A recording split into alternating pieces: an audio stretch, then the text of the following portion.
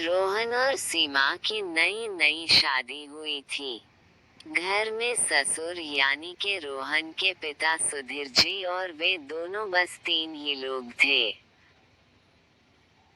इस घर को रोहन के माँ बाप ने जीवन भर पाई पाई जुटाकर बड़ी मेहनत और अरमानों से बनाया था, वरना आज के समय में मुंबई में घर बनाना तो दूर की बात है, किराए पर लेना भी बहुत बड़ी अचीवमेंट से कम नहीं है।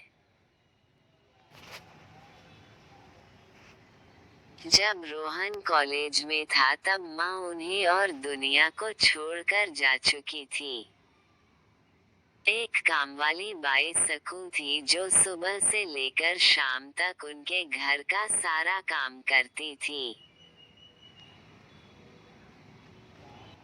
नई नई शादी हुई थी, इसलिए सकूबाई का दिन भर अब घर में रहना सीमा को अपनी प्राइवेसी में बाधा सा लगता था, इसलिए अब सकूबाई सुबह खाना बनाना, कपड़े और पोछा करने के बाद चली जाती और वापस शाम को आकर खाना बनाती।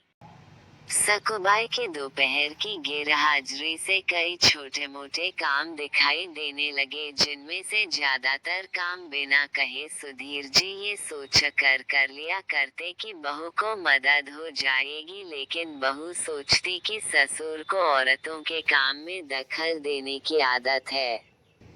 एक दिन मौका देखकर सीमा ने रोहन से कहा, क्यों ना हम बाबूजी को वृद्धाश्रम में भेज दे। सिर्फ एक बार पैसा भरना पड़ेगा और उन्हें भी अपने उम्र के लोगों का साथ मिल जाएगा। हमें भी अपनी प्राइवेसी के बारे में ज्यादा सोचना नहीं पड़ेगा। रोहन ने सीमा की बातों पर ज्यादा ध्यान नहीं दिया। कुछ दिन ही बीते थे कि बाबूजी अपने दोस्तों के साथ एक हफ्ते के लिए टूर पर गए और इत्तेफाक से इसी दौरान सकूबाई भी छुट्टी पर थी। फिर क्या, सीमा को जैसा चाहिए था वैसा समय मिलने लगा। अब रोहन रेस्टोरेंट में खाना खा लेता और सीमा का काम ऑमलेट, ब्रेड या मैगी से चल जाता। खाना बनाने की टेंशन नहीं थी, लेकिन घर में निकलने वाले सारे काम तो अभी भी करने ही थे।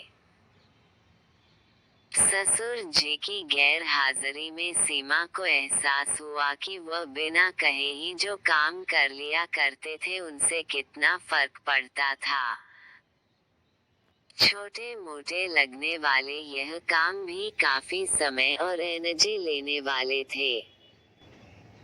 कुछ दिन बीतने के बाद एक दिन रोहन सीमा को कहता है, चलो आज कहीं बाहर घूम कर आते हैं।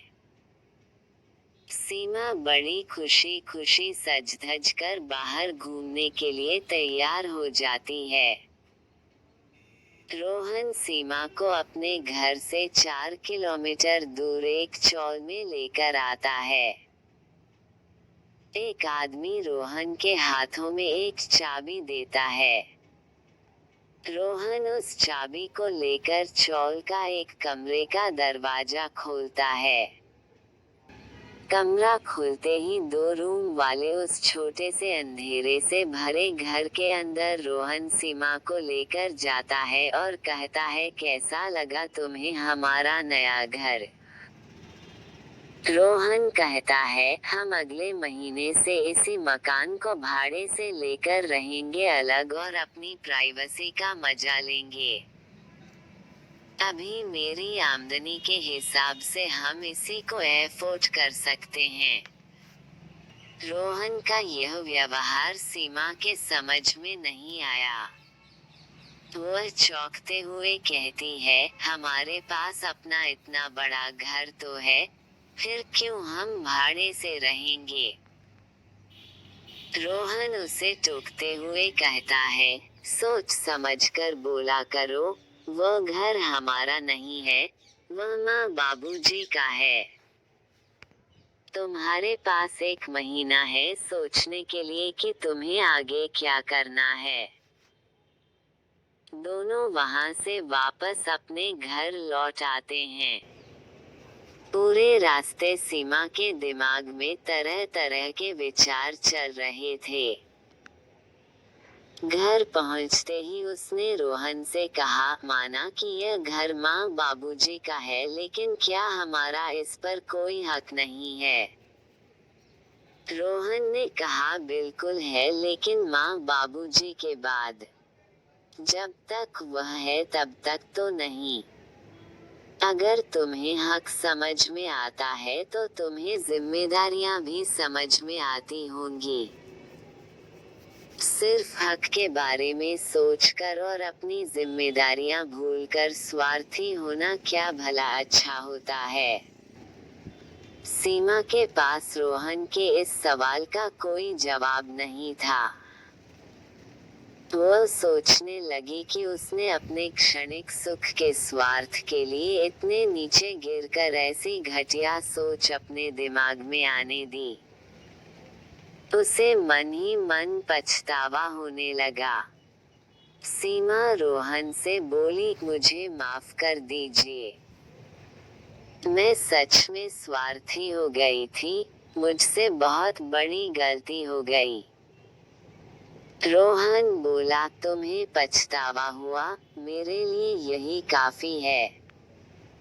मैं तुमसे नाराज नहीं। बेटे और बहू का यह वार्तालाप सुधीर जी दरवाजे पर खड़े होकर सुन रहे थे। उन्होंने आसमान की तरफ देखा और बोले, भाग्यवान तुम, धन्य हो जो तुमने ऐसे बेटे को जन्म दिया है।